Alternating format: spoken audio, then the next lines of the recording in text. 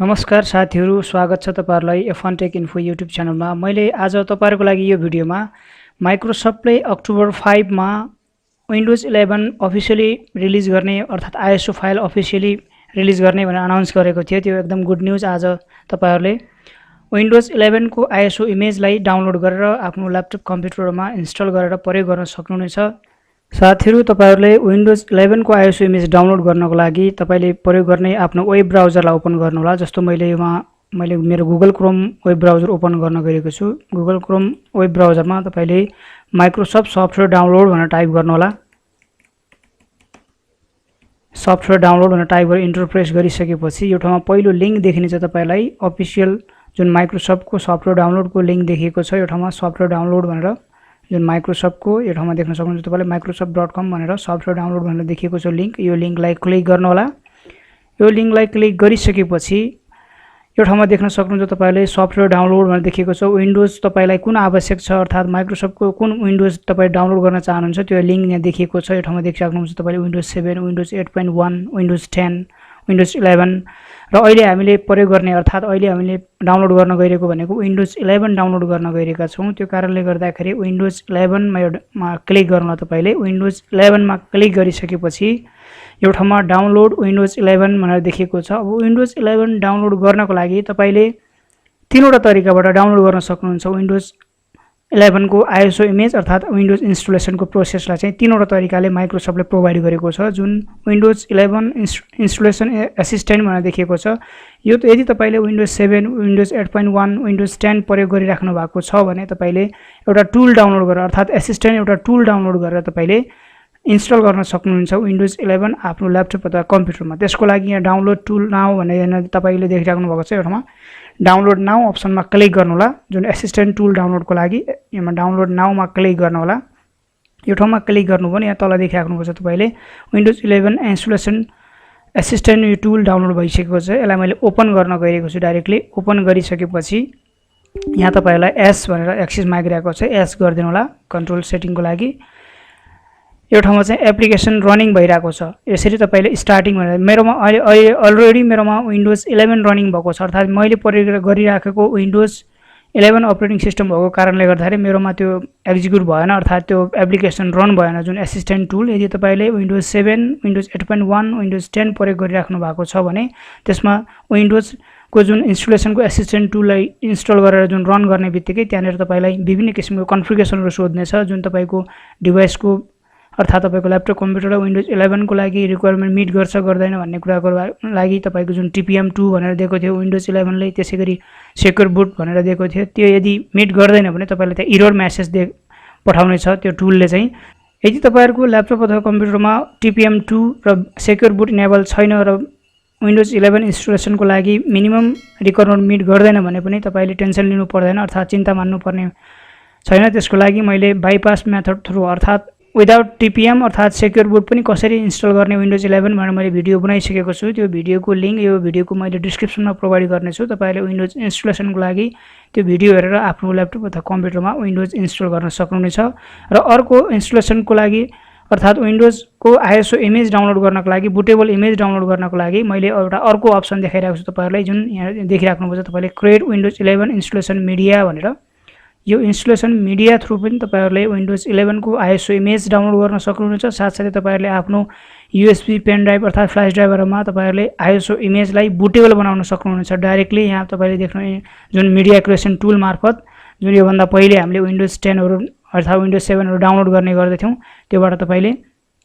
सजिलैसँग विन्डोज 11 को ISO image साथसाथै USB फ्ल्याश ड्राइभ अथवा पेन ड्राइभमा आईएसओ इमेजलाई बुटेबल बनाउन सक्नुहुनेछ। त्यसको लागि डाउनलोड नाउ भन्ने अप्सनमा क्लिक गर्नु होला। डाउनलोड नाउमा क्लिक गरिसकेपछि यो ठाउँमा डाउनलोड भइरहेको छ तपाईको देखिराख्नु भएको छ।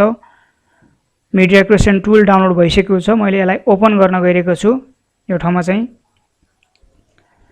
ओपन गरेर एसमा क्लिक गर्नु होला। एसमा क्लिक गरिसकेपछि यो ठाउँमा मिडिया क्रिएसन टुल रनिङ भइरहेको छ जुन आईएसओ इमेजको लागि getting a few things ready भनेर देखाएको छ। यो ठाउँमा मिडिया क्रिएसन टुल मार्फत तपाईले डाइरेक्टली पेन ड्राइभमा पनि आफ्नो आईएसओ इमेजलाई बुटेबल बनाउन सक्नुहुन्छ भनेपछि आईएसओ इमेजलाई तपाईले डाउनलोड गरेर राख्न पनि सक्नुहुनेछ इमेजलाई। त्यसपछि तपाईले पेन ड्राइभमा बुटेबल बनाएर राख्न सक्नुहुन्छ जुन यहाँ तपाईको लाइसेन्स टर्म कन्डिसनहरु देखाएको छ यो तपाईले पढ्न पनि सक्नुहुन्छ त्यसपछि यसलाई एक्सेप्ट गर्नु होला एक्सेप्ट गरिसकेपछि यहाँ फेरि getting a few things ready भनेर देखाएको छ यसमा चाहिँ प्रिपेयरिङ भइराको छ विन्डोज आईएसओ इमेज डाउनलोडको लागि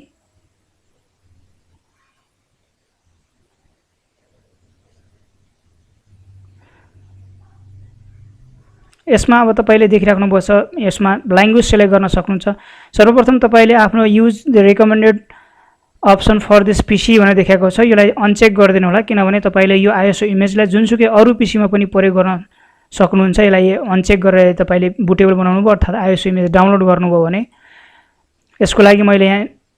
इंग्लिश युनाइटेड स्टेट भनेर सिलेक्ट गर्न गएको छु त्यसपछि एडिसन यहाँ विन्डोज 11 र त्यसपछि यसलाई नेक्स्टमा क्लिक गर्नु होला नेक्स्ट क्लिक गरिसकेपछि यहाँ choose which media to use भनेर देखाएको छ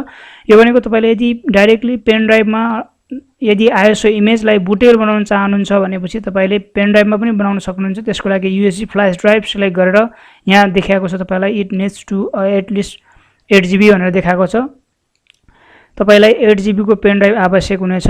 मिनिमम पनि विन्डोज 11 को आईएसओ इमेज बुटेबल बनाउनको लागि र अर्को भनेको आईएसओ फाइल तपाईले अफलाइन अर्थात तपाईले आफूले डाउनलोड गर्न सक्नुहुन्छ आईएसओ फाइल अर्थात आईएसओ इमेज डाउनलोड गर्नको लागि तपाईले आईएसओ फाइलमा क्लिक गर्नु होला यदि तपाईले पेन ड्राइभमा बुटेबल बनाउन चाहनुहुन्छ डाइरेक्टली भनेपछि तपाईले यूएसबी फ्ल्याश ड्राइभलाई सिलेक्ट गरेर नेक्स्ट गरिदिनु होला अहिले मैले चाहिँ आईएसओ इमेज डाउनलोड गर्न गएको छु अर्थात आईएसओ फाइल डाउनलोड गर्न गएको छु त्यो कारणले गर्दा मैले आईएसओ फाइलमा सिलेक्ट गरेर नेक्स्टमा क्लिक गरेर यसलाई चाहिँ मैले सेभ गर्न गएको छु कुन ठाउँमा सेभ गर्ने भनेर यसलाई मैले 11 विन्डोज 11 डी ड्राइभमा मैले सेभ गर्न गएको छु यसरी सेभ बटनमा क्लिक गर्नुभयो भने getting a few thing ready भनेर यो ठाउँमा डाउनलोडिङ भइरहेको छ साथैहरु यहाँ देखिराख्नु भएको छ तपाईहरुले विन्डोजको जुन 11 को आईएसओ इमेज मैले विन्डोज मिडिया क्रिएसन टुल मार्फत आईएसओ इमेज डाउनलोड गर्न गएको थिए यो ठाउँमा 27% डाउनलोड भइसकेको छ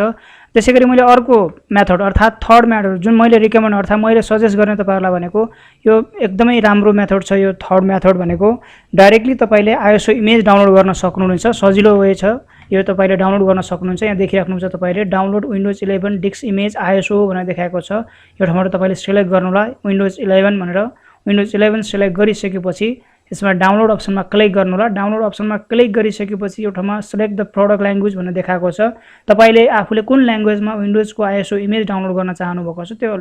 तपाईले आवश्यक पर्ने अर्थात तपाईले चाहेको ल्याङ्ग्वेज सिलेक्ट गर्न सक्नुहुन्छ यहाँबाट जस्तो मैले इंग्लिश इन्टरनेशनल ल्याङ्ग्वेज सिलेक्ट गर्न गएको छु र यो सिलेक्ट गरिसकेपछि यो बाहेकको अरु ल्याङ्ग्वेजहरुमा पनि तपाईले यदि डाउनलोड गर्न चाहनुहुन्छ विन्डोजको आईएसओ इमेज भनेपछि तपाईले योबाट ल्याङ्ग्वेज सिलेक्ट गर्न सक्नुहुन्छ मैले इंग्लिश इन्टरनेशनल सिलेक्ट गरेर कन्फर्ममा क्लिक गर्न गएको छु यसरी तपाईहरुले पनि आफ्नो ल्याङ्ग्वेज सिलेक्ट गरेर कन्फर्ममा क्लिक गर्नु होला कन्फर्ममा क्लिक गरिसकेपछि यो ठाउँमा तपाईले देखिराख्नुभएको छ विन्डोज 11 भनेको 64 बिटमा मात्र अवेलेबल भएको कारणले गर्दाखेरि विन्डोज 11 इंग्लिश इन्टरनेशनल भनेर देखिएको छ यहाँ ल्याङ्ग्वेज देखाएको छ र 64 बिट डाउनलोड भन्ने यहाँ एउटा अप्सन बटन देखिएको छ योमा क्लिक गर्नु होला तपाईले विन्डोजको आईएसओ इमेज डाउनलोड गर्नलाई यसमा क्लिक गर्नु होला यसमा क्लिक गरिसकेपछि तल देख्न सक्नुहुन्छ तपाईले विन्डोज 11 इंग्लिश इन्टरनेशनल आईएसओ भनेर देखाएको छ यो चाहिँ 5.1 GB को फाइल छ अर्थात आईएसओ इमेज छ यसरी तपाईले विन्डोजको आईएसओ इमेजलाई अब अफिसियली विन्डोजको साइटबाट अर्थात सफ्टवेयर डाउनलोड साइटबाट डाउनलोड गर्न सक्नुहुनेछ र तपाईले आफ्नो ल्यापटप अथवा कम्प्युटरमा प्रयोग गर्न सक्नुहुनेछ विन्डोज 11 को अब अपरेटिङ सिस्टमलाई यसरी यदि तपाईहरुको ल्यापटप अथवा कम्प्युटरमा विन्डोजको TPM2 अर्थात सेक्युर बुट इनेबल छैन भने पनि तपाईहरुले विन्डोज 11 लाई सजिलैसँग इन्स्टल गर्न सक्नुहुन्छ त्यसको लागि मैले अघि पनि भनिसके तपाईहरुलाई इन्स्टलेसन प्रोसेस अर्थात कसरी इन्स्टल गर्ने बाइपास थ्रु भनेर मैले भिडियो बनाइसकेको छु त्यो भिडियोको लिंक मैले यो भिडियोको डिस्क्रिप्सनमा प्रोवाइड गर्नेछु त्यहाँबाट तपाईले त्यो भिडियो हेरेर आफैले इन्स्टल गर्न सक्नुहुन्छ तपाईको आफ्नो ल्यापटप अथवा कम्प्युटरमा यहाँ डाउनलोड भइराको छ मैले यसलाई चाहिँ यतिकै डाउनलोडमा राखिराको छु अहिले यसरी तपाईले पनि डाउनलोड गर्न सक्नुहुनेछ आफ्नो ल्यापटप अथवा कम्प्युटरमा इन्स्टल गर्नको लागि विन्डोज 11 को ISO image media creation tool मार्फत पनि यहाँ डाउनलोड भइरहेको छ मेरो विन्डोज र यस्तै प्रकारको अन्य जानकारीमूलक